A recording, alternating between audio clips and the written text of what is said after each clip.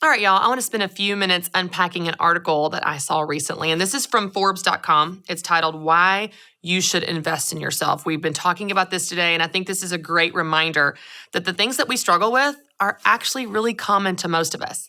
Now, I don't know about you, but I would say for me, even though I'm a personal development junkie, I love to grow, it's still hard to invest in myself. It's still hard to intentionally seek out and importantly pay for things that are going to help me grow. Now, I don't know if this is a thing that women struggle with more than men. I don't know if it's a personality style thing. But what I love about this article, and this is written by a woman, Amy Modglin, she is the executive director of the John Maxwell team. I think it's interesting because the things that she struggles with are the same things that I struggle with and probably the same things that you struggle with. So if we don't understand how to overcome these challenges and these barriers that keep us from investing in ourselves, that keep us from growing how we want to grow, well, then we're never going to grow. So I want to unpack this for you. Here's how she starts it out. She talks about many years ago how she had big dreams. She wasn't happy where she was in life. She knew there was more for her. And she said she would talk about it vaguely. She would kind of like keep it really loose and like no big deal of the dreams that she had brewing in her head, but she never actually did anything about it. Have you been there? Like you've got some dreams in your heart, you've got some ideas, maybe some things you've scribbled down on a napkin or saved in a secret note in your phone that you hope no one ever sees. Maybe when you're cooking dinner or driving in the car, you're like, oh, I could do that, or that would be really cool, or I'd love to learn more about that, or what if I took a class on that? But instantly, if you're like me and like a lot of people, the moment that you start to think about those dreams or focus on them or even entertain them in any way, those fears instantly creep up. What would people think of you if you did that? What would people think of you? What would people say? People would not understand. People would not support you. That's a lot of money. Is that the best use of your money? Is it? You could probably save for down payment on a house. You know your kids are going to need some extra money for sports coming up. They're getting more expensive as they get older. You know, your parents are aging. They need things too. That's probably not a good use of your money. That's selfish. You shouldn't do that. Have you thought that? Y'all, I'll be really vulnerable and transparent to a degree with you right now. There is something that's stirring in my heart, and it has been for months. And I've told about 2 people. And I have all those same fears.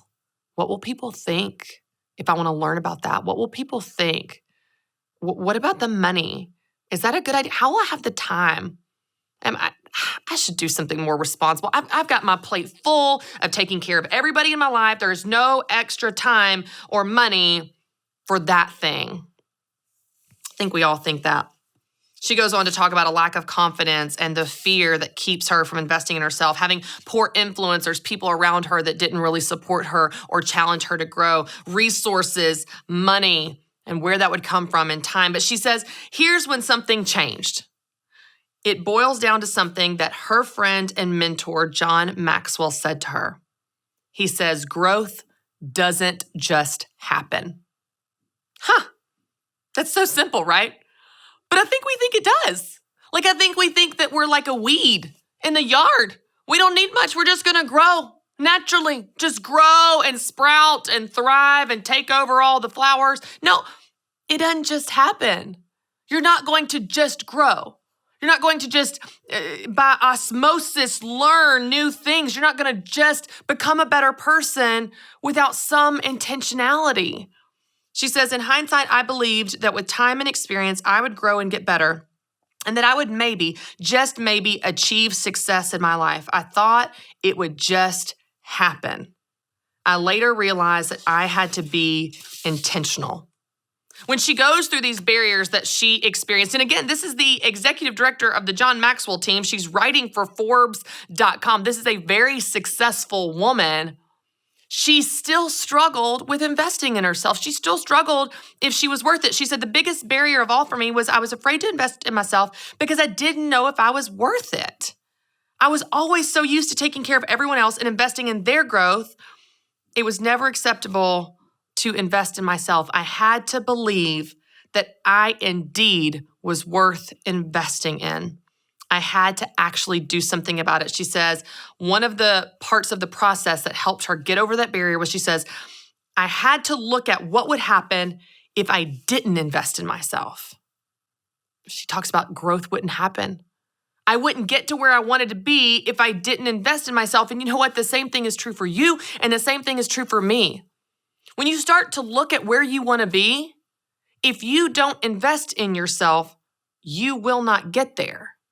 If you do not do something different, you will not get to new places. If you keep doing what you've been doing, you'll keep getting what you've been getting. You're not going to get to somewhere new by doing the same thing you're doing today. You have to do something different. You have to invest in yourself if you want to get to where you want to be. She goes on and says, I want to encourage everyone who is reading this article to make the decision to invest in yourself. Get a coach. Read a leadership book. Go to conferences. Yes, it will cost you time, effort, money, and commitment, but in my experience, it will be the best investment you will ever make. That's not just me telling you. That is a very successful leadership and personal development expert, an authority in this space telling you, get a coach, read a book, go to conferences. It will be the best investment you ever make. You know what the reality is? We don't invest in ourselves so often because we don't think we're worth it. Everyone else is worth it. Everyone else deserves time, money, attention, energy, but not us. And I just want to encourage you. You're not in the backseat of your own life. You're in the driver's seat. You get to have a say in who you become and where your life leads. But you've got to do something about it. You can't just sit on the sidelines. You have to take the reins. You have to get in the game. You have to read a book, get a coach, go to a conference. You have to do something if you want to get different results. She actually gives 3 questions here that I thought would be good to give you in light of this article. And then, of course, we'll dive into our scripture here in a minute. But she says, here are 3 questions that you could ask yourself to help you make a decision to invest in yourself. Number 1, what will happen if I don't invest in myself? That's a good one.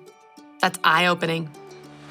Number 2, where will I be in 5 years if I just wait for growth to happen? And number 3, how will I get to where I want to go if I don't invest in myself? If I don't do something different, how am I going to get there?